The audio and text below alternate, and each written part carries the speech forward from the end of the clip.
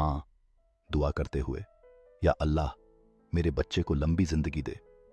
बच्चा मासूमियत से, अम्मी आप क्या मांग रही हैं माँ?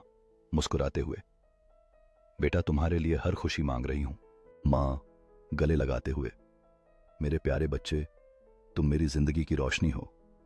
बच्चा हंसते हुए, अम्मी मैं हमेशा आपके साथ रहूंगा।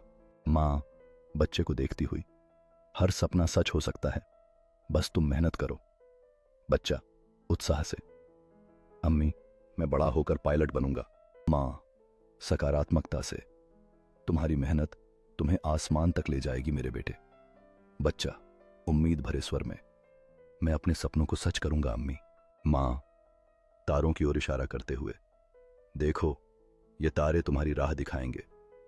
बच्चा उत्साह से, क्या मैं भी एक दिन इन तारों के जैसा चमकूंगा अम्मी?